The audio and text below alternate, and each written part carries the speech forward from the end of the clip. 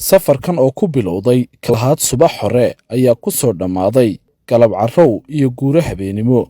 wafdidan ballaadhan oo hogaaminayo gudoomiyaha gobolka Sool ayna weheliyaan maayirka degmada Laascaanood, taliyaha qaybta booliska, qaar ka mid ah xildhibaanada golaha deegaanka iyo mas'uuliyiin kale ayaa safar qaatay saacado badan ku tegay deegaanada Qabri Bayax, Afgooye, Karin Shareeco, Qoriley iyo degmada Kalabaydh ee gobolka Sool. ujeedka socdaalka wafdiga ayaa ahaa u kurgalka xaaladda abaareed ee ka jirta deegaanadaasi iyo socdaalkii uu gudoomiyaha gobolka Sool ku mareeyay deegaanada iyo degmooyinka gobolka. wafdidan ayaa intii ay marayeen deegaanadaasi kulan la qaatay odayaasha iyo bulshada qaybaheeda kala duwan. sidoo kalena waxa uu wafdida uu gudoomiyuhu hogaaminayo kormeer ku tageen ceelka biyaha ee degmada Qoriley, xarunta caafimaadka deegaankaasi. odayaashii waxgaradka ay wafdidu marayeen ayaa uga warbixiyay wafdiga xaaladda guud ee deegaanadaasi. wafdidan oo hogaaminaya gudoomiyaha gobolka Sool waxa ay casarnimo dambe soo gaadheen degmada Kalabaydh ee gobolka Sool, iyadoona ay halkaasi ku soo dhaweeyeen bulshada qaybaheeda kala duwan ee deegaankaasi oo sita calanka Jamhuuriyadda Soomaaliland iyo caleemo qoyan, iyagoona ku faraxsanaa safarkan ay ku soo gaadheen wafdidu halkaasi oo ay wafdida u sameeyeen casuumad iyo hadhimo sharafeed. wafdida ballaadhan ee noo timi ee na soo booqatay waxaanu ku soo dhaweynaynaa, waxaanu leenahay soo dhawaada, soo dhawaada, soo dhawaada. waa magaalada ugu weyn gobolka Sool marka laga reebo Laascaanood iyo Kalabaydh marka laga reebo.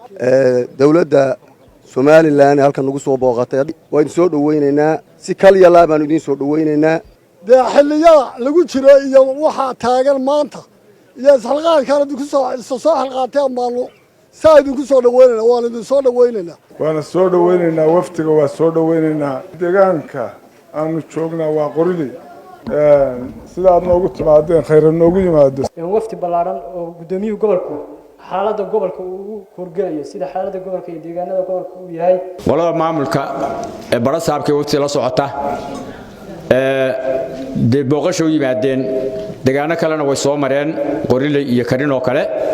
ballantii bara saabku naga ballan qaadana waatan maanta aynu sugu nimi inuu halka sugu nimaadno hawsha wax laga qabto, laga bilaabo maamulka gobolka iyo maamulka degmada iyo gudida hawsha gashay ee dhulka soo qortay wixii mudara loo geystay iyo mudarrad baaxad ay leedahay.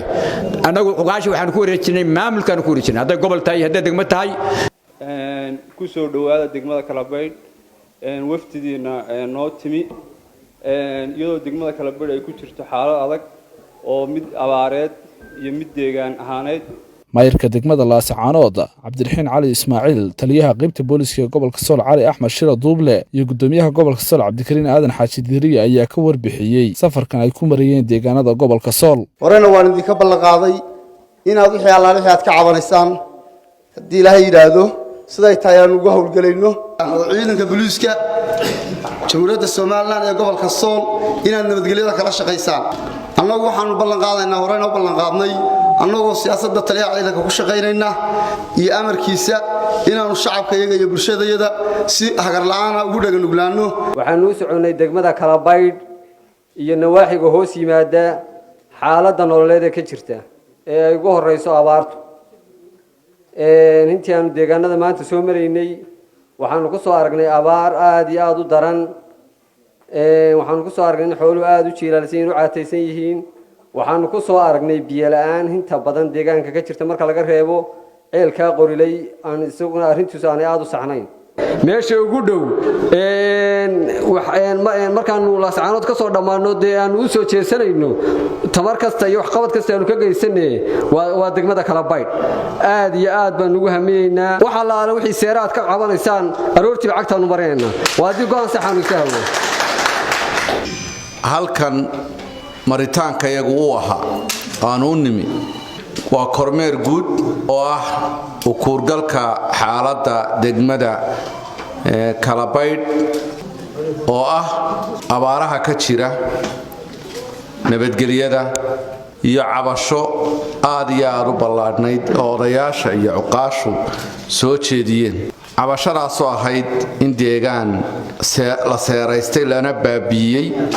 waxaa idiin iman doona taliyaha qaybta isuduwayaashii u xil saaraa deegaanka iyo beeraha, gudoomiyaha degmada waxaan aad ugu mahad celinayaa gudoomiyaha degmada Laascaanood oo yidhi wixii ku baxaya qarash annaga bixinayna labadii wiigba waaniga imka way maqlaysan labadii wiigba mar baan imanaya anigu waxaan idin ballan qaadaya ka gudoomiyahan ana gobolka ku cusub intaan joogi doono Ilaahay Raxmaanka abaa inaan sida ugu daacadsan aanu shacabkayga ugu shaqeeyo liibaan qaran warbaahinta qaranka Soomaaliland Laascaanood